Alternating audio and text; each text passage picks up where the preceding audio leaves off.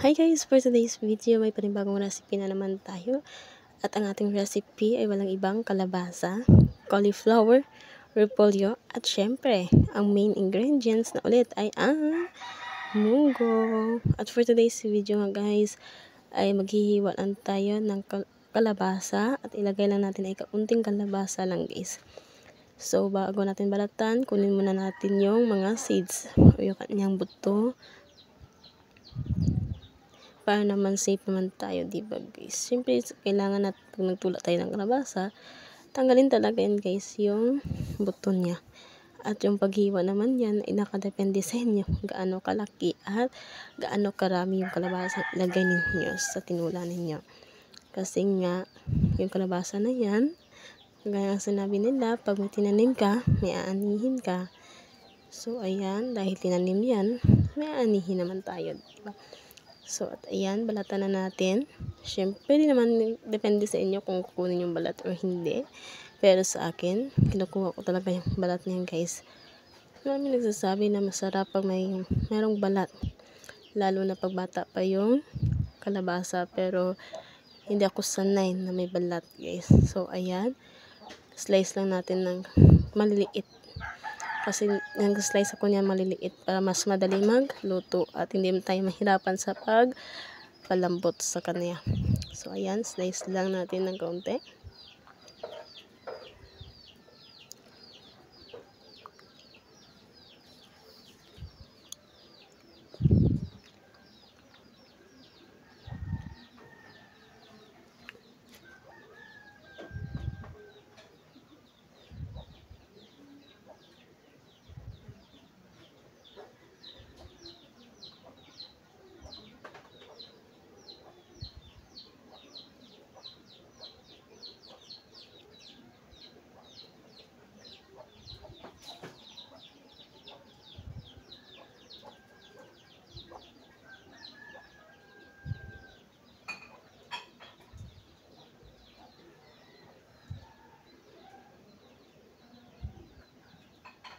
So, ayan, nandito naman tayo sa cauliflower.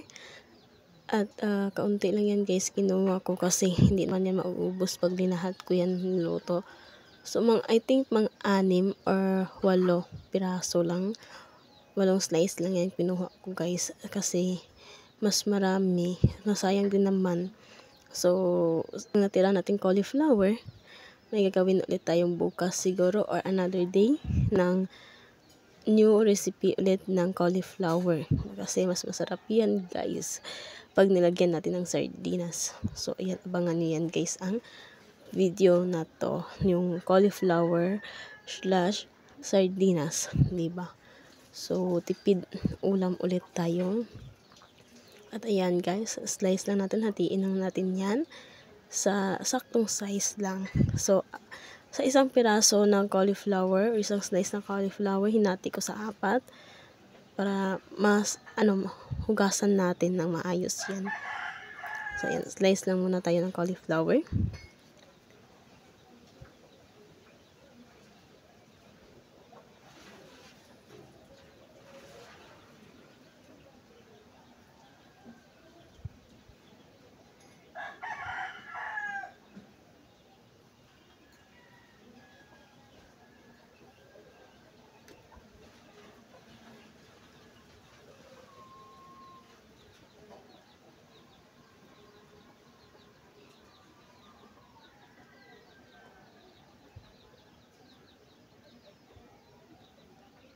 At ayan, proceed naman tayo sa cabbage. Yes, or repolyo. Maliit lang yung ko na slice, pero nilahat ko lang yan guys kasi maliit lang din naman yan. At mas masarap pag maraming repolyo. So, ayan, slice lang natin. Depende sa inyo kung gaano kalaki. Pero sa akin, nilakihan ko na guys yung pag-slice. Kasi nga, sa din naman yan tinola din naman yan, hindi yan isilagay natin sa pansit or bihon. So, ayan, nilaki ko lang yung pag-slice. Pero nakadepende sa inyo kung gaano kaliit yung pag-slice ng repolyo. So, ayan, nilahat. Siyempre, kunin natin yung pungang para hindi natin masama sa pag-slice.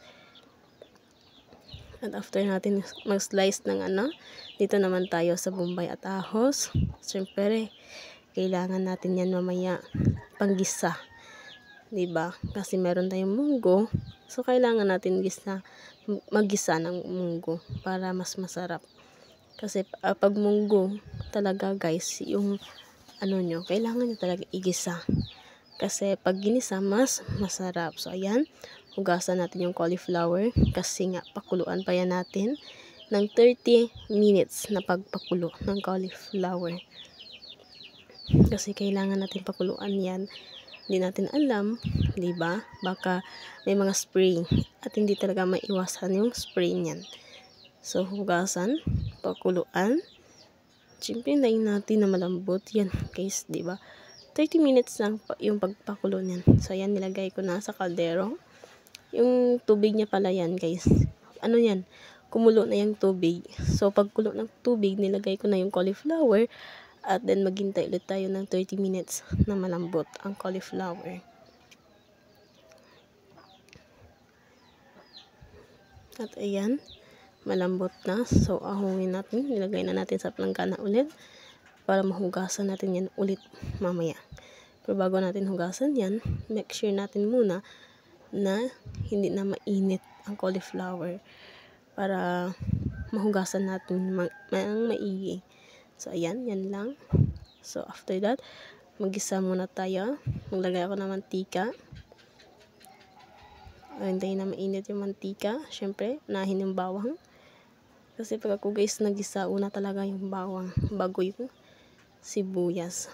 Siyempre, mabango yung bawang eh. So, ayan, sunod sibuyas. Kasi itaas naman yan ang phone ko kasi walang cameraman. Diba? So, ayan. Ilagay natin kung saan natin pwede ilagay para lang makakuha tayo ng video at i-share ko sa inyo. So, ayan. By the way, habang nag-iisa ako, thank you for those people or for those for those people na nanood ng rest at vlog ko. So, I very appreciated that nung luto kong adobo. Umabot tayo sa 43 views, diba? 43 lang yun, pero okay na yun sa akin. So, ayan. After that, munggo. Isahin yung munggo.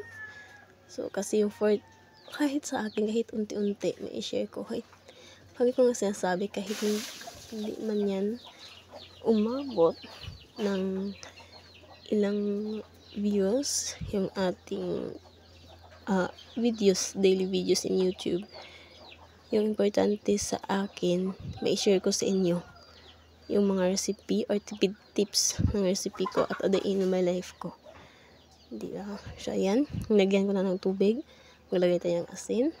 At syempre, di mawawala. Magic sarap. Magic sarap. Baka naman. So, ayan. Haluin. At syempre, takpan natin yan. So, habang naghihintay tayo makulo, maghugas muna tayo ng cabbage. So, ayan. Hugasan ng maigi yung cabbage. Ayan, ikamay mo yun kasi wala kang videographer.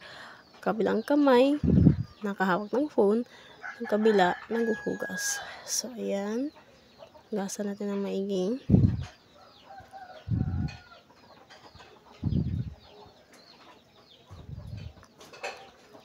Yung sunod natin hugas, kalabasa. Hugasan natin yung kalabasa natin. So, yan yung kaliit yung slice niya guys. At next, ating cauliflower ulit.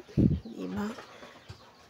Kaya sinabi ko sa inyo hugasan pag hindi na mainit. Yung kaya nyong hawakan na. Pero sa akin, pinalamig ko talaga yan guys. So, ayan. Check muna natin kung okay. Walang walang mga uod. So, after that, kumulo na yung ating munggo. Haluin muna natin bago ilagay yung ating kalabasa. Kalabasa, pampalinaw ng mata. Naalala ko dati yan guys. Yan yung aking, pag nag-recite tayo. So, ayan, naglagay tayo ng labuyo. At syempre, hindi mawawala ang ceiling green. So, ayan. Pampadagdag ng ahang at sipa. Labuyo talaga yan guys. So ayan, dahil kumulo na at malambot na ating kalabasa, ilagay ang ating cauliflower. Hintahin ulit na makulo kahit hindi na yan natin mapalambot ang ating cauliflower. At ayan, nilagay ko na ang ating repolyo. Akala ko na play ko kanina, hindi pala. So ayan, nakita ko na sa inyo, hinahalo ko na yung cabbage or repolyo. So ayan, halo-haloin natin para mamaya pag makulo na, sabay sila lalambot. At syempre, mawasang takpan. At after that, i-check natin ulit. At ito na guys. Okay na siya. Ready to eat na mamaya. At this video is panghapunan talaga to. Ulam na to. So, ayan. Tikman natin kung masarap. Or, mano ba? May kulang.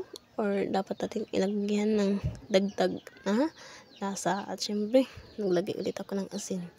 Kasi kaninang nilagay ko kaunti lang talaga guys. Para sa last na bago natin iahon sa kalayo or sa apoy, ma-check muna natin or okay ba yung nasa, matabang ba, kulang ba sa asin or magic sarap or ano.